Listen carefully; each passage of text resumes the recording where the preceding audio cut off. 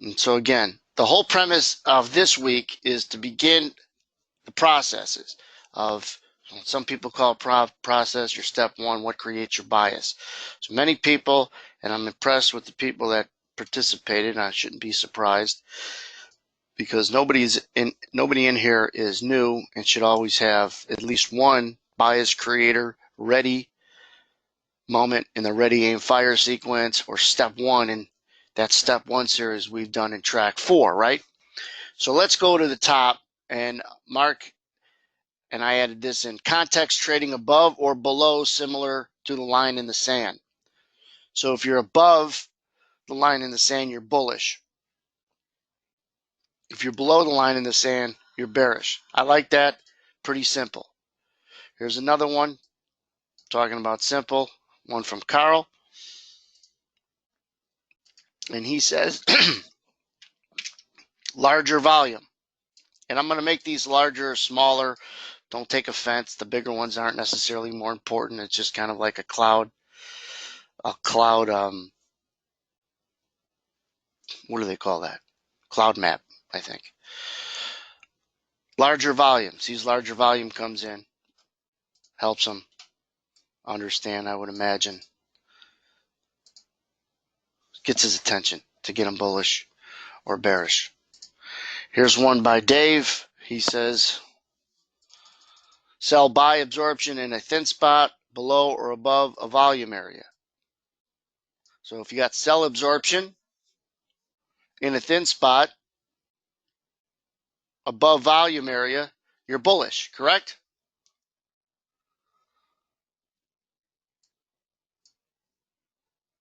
You got sell absorption in a thin spot above a volume area, you're bullish. Oh, sell absorption below a volume area is bullish. Very good. So sell absorption is easy, should be easy for all of us to understand. If they're absorbing the seller, you're bullish, but he likes it even better when it's below a volume area. Buy absorption above a volume area is bearish, because I would then assume you think it's going to go back into that volume area as a magnet. I like it. Let's go back to the top. If I don't say I like it, doesn't mean I don't like it. Don't get offended. Except the larger volume one, whoever said that one.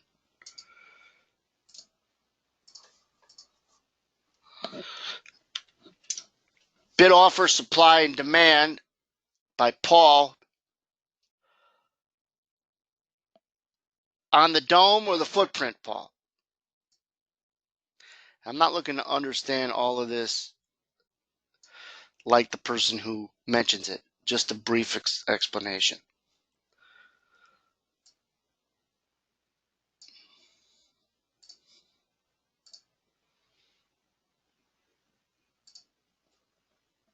Paul, bid offer, supply, demand on the footprint. Dome to start out with, but then footprint to confirm. All right. Dale says rejection of an area or price.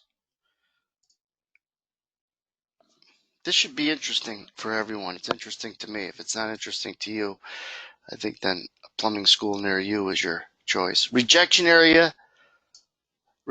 of an area or price. That's from Dale.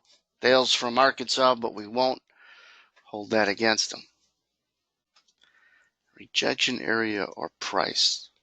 Okay. Now let me ask you a question, Dale. If it rejects,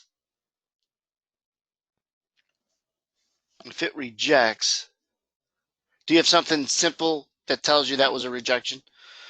Whether it's the speed at which it comes out, or maybe some order flow, something that simply says that's rejection. Like the analogy is, I know the girl isn't going to give him her number, she slapped him in the face.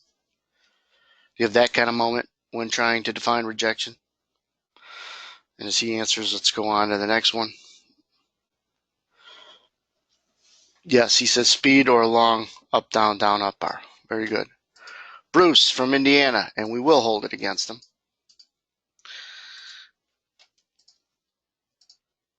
Go in here. I gotta actually do a control V for Prezi. He says B to B transitions in agreement on correlated instruments. Very cool, very cool. So a B2B moment, right? B2B moment, but in more than one instrument. Very good for a Hoosier. Bob says, and don't anybody laugh because there's a little rhyme to the reason. He uses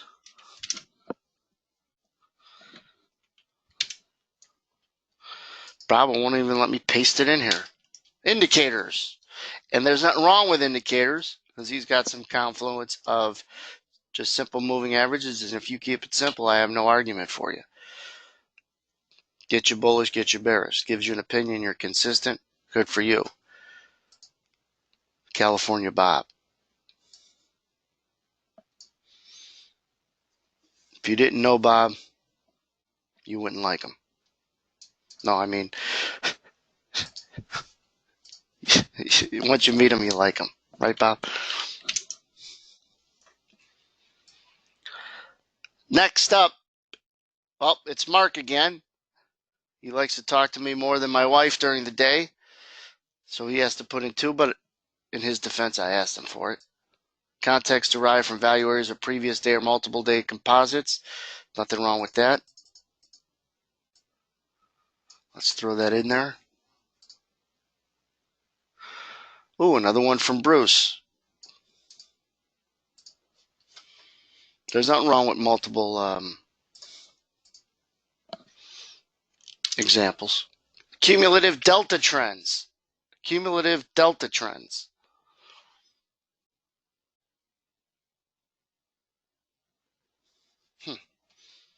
Not bad. Here's one that is a match. Our first match of the example. Not only delta, but ancillary B2B bars. I like it. By Mike B. Drives a truck. And until I met Mike, I didn't like truck drivers.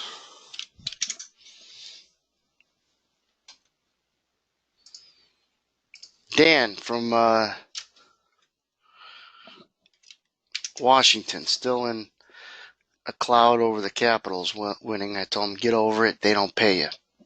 Big pullbacks in the ES make them bullish in the bonds, Dan, because you trade treasuries.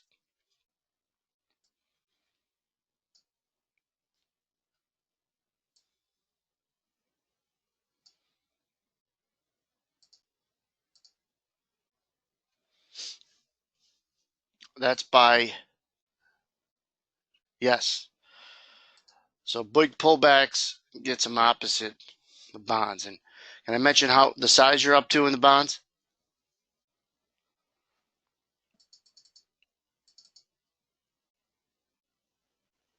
He's up to 15 in the 30 year. It's good size. All right, moving right along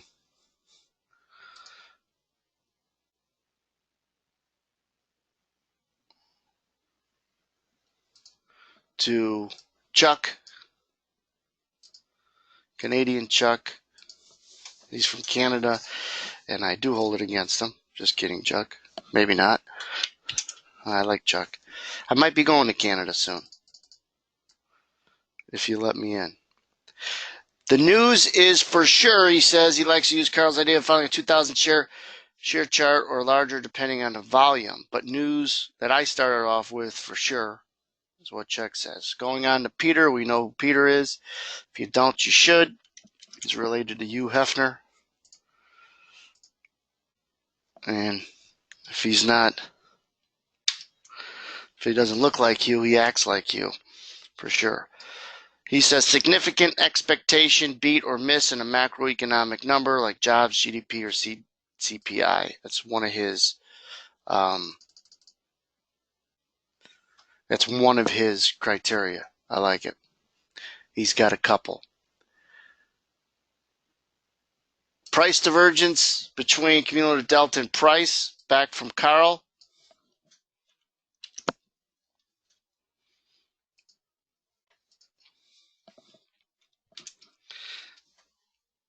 shrink this down. Price divergency. See, the spelling is improved between cumulative delta and price. I'm not typing this in, I'm pasting it in. So, although I do like the opinion though. I do like the using that. That's good. Mike comes back to us with a simple moving average of VWAP. And the other thing was ancillary markets all above. I don't know if you forgot, but that was a good one. I talked to Mike about ancillary markets all above or below a certain line. I thought that was a pretty nice filter and way to use ancillary markets. And Chuck adds, he uses ancillary markets like the Dow or the yen to get him bullish or bearish as part of this survey. Well, let's put that in and shrink it down. Remember, I'm not making it bigger or smaller based on how much I like it, just to fit it. And we're not even halfway down this chart. All right.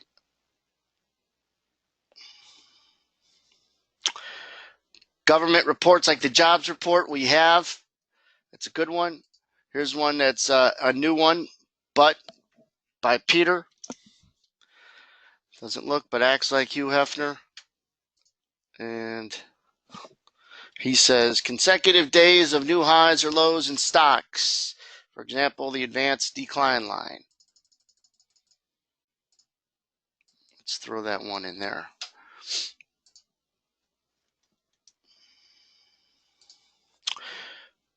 Paul says, listening to the guys in the edge room. I like that. There's nothing wrong with that. Depends on what you're listening about. If it's about trading, that's good. If it's about anything else, it might be dangerous. John says increasing volume, news, announcements, activity in other markets. And that's good, but I'd want you to be more specific. Something that like weakness in the yen and something, like where there's an opportunity to catch it. So if there's like weakness in the yen and we're already up, to me, I'd be careful being bullish on that. But again, nothing wrong with any of these. Increasing volume, news announcements, activity in other markets.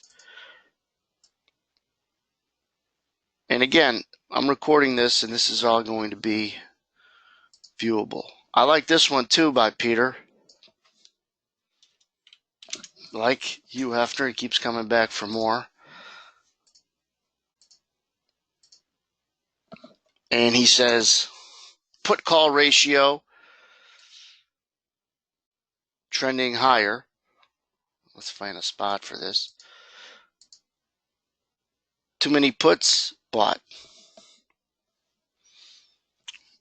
Is bullish. When too many puts are bought, it's bullish, right? I like it.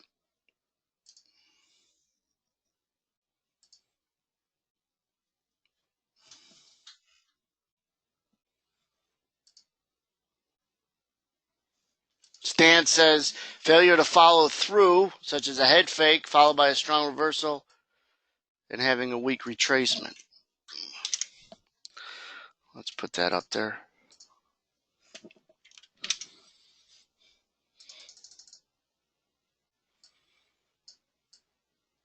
This is like a cloud map. Failure to follow through, such as a head fake, followed by a strong reversal. I like it. Mark comes back again. Oh, okay, that's just backing up what you had said earlier. Too many stocks making new highs day after day.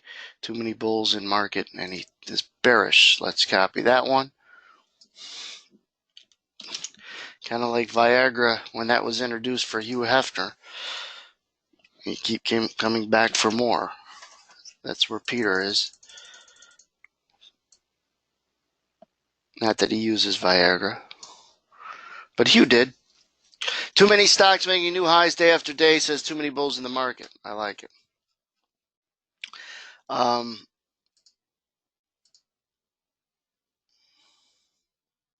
And the rest is just answers to some of the questions. I would say about I don't want to count these. What do we have here? About 1, 2, 3, 4, 5, 6, 7, 8, 9, 10, 11, 12. All right, 20. I'm going to count them all. Responses. I think this is a cool cloud map, as they call it. It shows me a couple things that, I shouldn't say shows me a couple things, it confirms a couple things. This is why I did this. Number one, that none of these are wrong. None of these are necessarily better than others. And I'll give you an example. I think there might be one that's better than the other, but if I use the one that's good like crap and you use the one that isn't as good really well, then yours is better. Does that make sense? I'll say it again. Let's say there's one that's really good and one that's not, but I use the one that's really good and consistent. You use the one that's not consistent. You're going to have more success. All right, that's one thing with this cloud map of step ones. Number two, and Brad put out a podcast, and I'll remind people to listen to his podcasts. One of his recent ones was that something about not everyone should trade the same way. And it's not a real long one that he's done. And this is the one reason why nobody is going to trade the same way. We're all going to have different step ones, no matter how we learn, right? We had the same prop firm, and if we filled a cloud map like this, be similar. There'd be a lot of different ones, my point, right? That's why no two people could trade the same, because we're not going to even start off the same, for crying out loud. And it doesn't make one better than the other, like I just pointed to. The other reason why I wanted to do this is because next week, okay, we're going to talk about the ready or the aim. This is the ready or step one. We're going to go to step two or aim circle and fill that cloud map up to differentiate between what gets you ready, what gets you to aim, and what gets you to fire. And aim and fire might be close to the same thing. Who cares? But there should be a little difference between one and the other. Some, it's ready, aim, fire right away. I'll give you my example. New news. The $200 billion news event, for those watching this in the future on recording, it happened on June 18th, whatever the date is. It happened the day before. It was on a Monday, but it happened at 6:30 p.m. Central Time at night. The Asian markets were waking up. Our markets were still open. I wasn't in front of my screens and most weren't. It was the beginning of the overnight session. President Trump introduces or asks his people to explore $200 billion in new tariffs against China. Well, that's a big fundamental cloud or circle over our markets that's driving us. He just made it bigger with that comment and drove us lower 20, 30 handles in the overnight session. That's new news, right? If he came back today and said, I talked to President Xi and we're going to work something out. Is that not new news? Yes. That's also an example of where your ready, aim, fire will come pretty quickly. You have it in one package. One package. Anything that's new. And it's because it's not scheduled, it's easier to catch. If it's a scheduled event like a non-farm payroll number at 7:30, a lot of computers are going to be in there to catch the inefficiency of a bullish or bearish report before you can. But when it's unscheduled, you could click, get a good price, know where you're at, but you know how to diligently react is the phrase that I use. But your ready, aim, fire would come pretty close to together. All right? But not all of these, just because you have one of these does not mean you're buying one of these. But you guys all know that.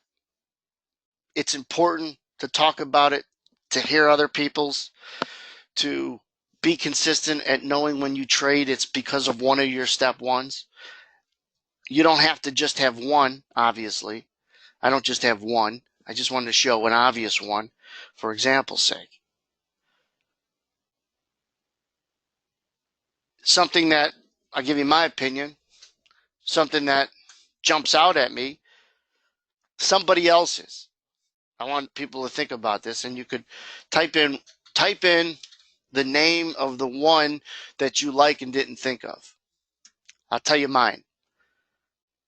B2B bars on ancillary markets. And it pains me to say it's from a guy in Indiana. But hey, what are you going to do? If you could think of one that sticks out to you, I'm not saying switch to it. I'm saying it's an open-minded. That's what these meetings are about. You come in with an open mind, not a closed mind. But these are people who have been in this course. Remember, this meeting is only is available to people who have done the Edge course. So we don't have just trading room guys in here. They can't get in to these meetings. So you have people that have been through the program in one sense or the other, and that's where these ideas are coming from. You guys don't have to put in your opinion which one stands out at you, but to yourself, do it, right? Go through it, and to yourself, what does it mean? So the next few weeks, and there might be a break in between it. There might be a couple during the summer Tuesday sessions that we don't have, but over the next 3 Edge sessions, so far they're all on. Don't make any plans. You'll get an email if 1 or 2 are out. But the whole process is ready, aim, fire. So think of your aim for next week, and then fire on the next meeting. Then we'll have Brad back, and we'll listen to his. So when you listen to someone talk and you know he's good or you think he's good or whatever, it's usually stuff that is just general, right? Oh, I like he says this or that. We could drill down a little bit more into his approach for each phase, because he told me he'd be happy to come back. He likes to collaborate. Some people are charging thousands of dollars per month for this kind of, I don't say mentoring, but this kind of diagnosis of what each person's doing. Here you guys are going to see it all together. Think of your aim and think of your fire. Think hard. Think, well, this is more of a fire or whatever else. That's fine. That's part of the process. Shaping it, separating it. You can get as detailed, or I'd prefer you to get concise, and then the details, I could open up some people's mics and they could do that with questions I might have for them. But that's what I want you guys to prepare for next week. Take your ready moment and tell me your aim moment. We'll put it in another circle and try to walk through this as it, I think, is going to help people. And then we'll circle back to Brad. And then I'm also going to ask people for suggestions on what they'd like Brad to talk about after you've had a chance to hear him for a few sessions that he's done. Listen to his podcast. Is there any one podcast that sticks out you want him to elaborate on? He'll do it.